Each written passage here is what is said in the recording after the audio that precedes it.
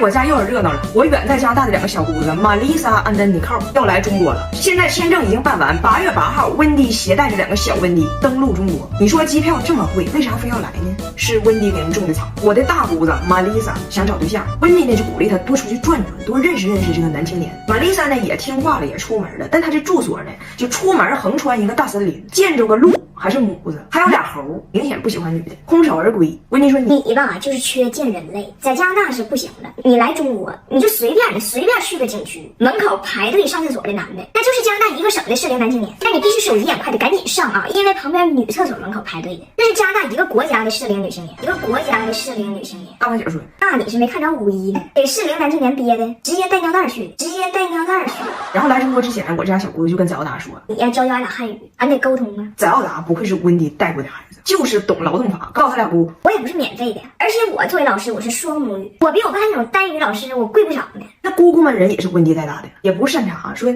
那我们挣的也不多，我们还得攒钱，来中国机票那老贵呢，得想一个互利互益的方法。最后想出一个招，翟奥达说，我可以教你俩汉语，但你俩得教我弟弟英语。我的弟弟张拿铁，小老外流着铁岭的血，英语一句不会说，白有个外国的爹夫机，还一身反骨。俺家一旦说英语，拿铁就我听不懂。你俩赶紧教教他，然后我教你汉语。这事儿呢就这么定了。但是翟奥达现在这汉语吧，问题非常大。他是一直英文加东北话嘛，就那天骑自行车出去跟我说，妈咪，我的 bicycle 栽上了。这还不是问题，问题是以前干扰他的只有东北话，现在又多了一个。俺家阿姨吧老教翟奥达汉语，但是俺家阿姨是湖北人，那呢了分的呀。那天去上海跟我说，我车上这些熊孩子淘气也就算了，最让人容忍不了的是那些家长。俺家里头 K 歌有一首任贤齐老师的歌，俺家阿姨唱的是蓝蓝缕缕离离蓝蓝，那首歌的歌词是男男女女呢呢喃喃，一个字儿也没对呀，给我唱的一弄一弄的，让人不能容忍。但是翟奥达他不懂，他的汉语就像 WiFi 一样，他被所有的干扰信号干扰，所以他现在看起来一个非常混血的女子，教他加拿大的俩姑唱东北嗨曲，而且唱的居然是哇蓝蓝的天空飞老冷。我说翟奥达，你教别人汉语之前，自己用作业帮学习机先学学吧 ，AI 1对1带学，先摸底儿，找到你的学习弱点和习惯，再制定专属计划。作业帮近10年在线教育经验，6.6亿加海量题库，高价值自研学习内容都免费。这是翟老师，但我这俩小姑子英语教的呢，更次。这外国人吧，你不要以为他来自英语为母语的国家，他就会多少英语，他的词汇量就有多丰富。绝大多数的普通人，他就说那几个词儿。翟奥达回国之后，在中国学校学的那些复杂的英语单词，给他姑听都一愣一愣的。除了那些受过非常好的高等教育的人，就说话邹邹的，剩下普通人那往往用词极为简单。就说温迪他一家啊，好的就是 cool， 不好的就是 yeah， 最复杂的情绪就是 I was like I don't know， 最潇洒的姿态就是 whatever。估计让他们教，最后拿铁的英文就是 My English is very poor。拿铁将来学英语，作业帮学习机比 Google 靠谱，12.7英寸内置大屏不伤眼，2000多的配置 is very cool。怎么说 ？Not very good。还有怎么说 ？It's very good。要打这个。哎，我远在加拿大的小姑子好可怜，她在加拿大等着做缩胸手术3年了，还没排上呢。原因是还是不够大，有比她更大的还没做呢。我这小姑子就是上次在我女儿的儿童泳池里不慎溺水那个，她是个E杯，照理说不该溺水，因为这E杯完全能顶救生圈。不夸张的说，她的胸和我脑袋差不多大。她家就是有这个璀璨的传统。我大胖媳妇呢也是很婀娜的，4尺8的水蛇腰上正经也顶着个 C 杯呢。但是呢，这个部位的脂肪确实给我小姑子造成了很大的负担。我还不理解，我说多好啊，你是童颜巨胸，我是巨颜童胸，70年生人的脸顶着个00后的胸。但是他很真诚的说，他说他这个胸啊就太沉了，对他的胸椎脊椎都造成了挤压，就非常痛苦，他必须得去做这个缩胸手术。结果等到今年又没排上，人医生说你前边还有若干个G杯女士在等待手术，他们的情况更迫在眉睫。你说你一个E杯，你的痛苦跟人家 GHIJ 杯比，是不是杯水车薪？我小姑一听也没话了，只能回家等着去。你说谁遇着大忌不得让人走？回来跟我一顿抱怨，最后由衷的跟我说，我真羡慕你们这些没胸的，没胸就不会下垂，没胸就不会下垂。我说你荒诞至极，我虽然没胸是不假，但是我依然下垂。作为一个 UP 主，我身上很多的部位都很大，谁说胸小就不下垂了？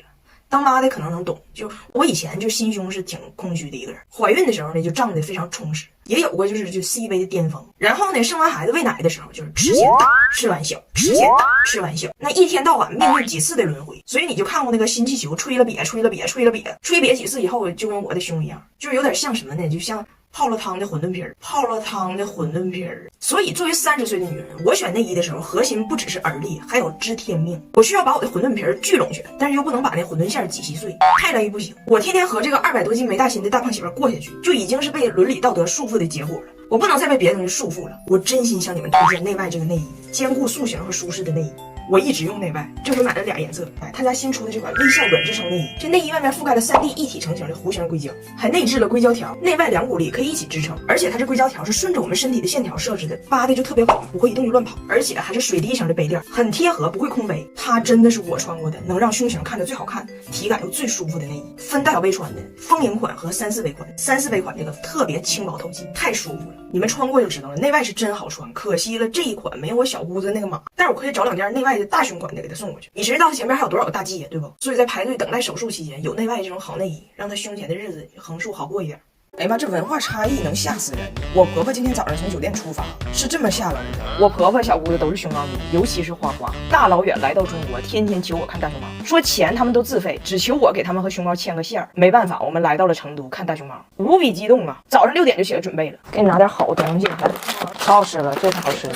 但是温迪太吓人了，她不想让任何人错过，于是把她没能到场的老公 Brian 的照片放大，放在了宰奥达的 pad 上，由宰奥达捧着出的酒店，还捧着照片上的车，还是大车。我下楼给我吓一跳，吓一跳。到了熊猫基地，人那叫一个多，根本看不着熊猫。我告诉他们，我说你逮着空往里头挤就能看着了。温迪说没事儿，现在挤，等人散了，我们自然就看见了。大胖媳妇说这是中国，人不会散，只会更多，只会更多。于是大胖媳妇就给他妈传授秘籍，怎么往人群里边挪能看着熊猫。他告诉他妈说这都有技巧的，你别瞎挤，别用蛮劲。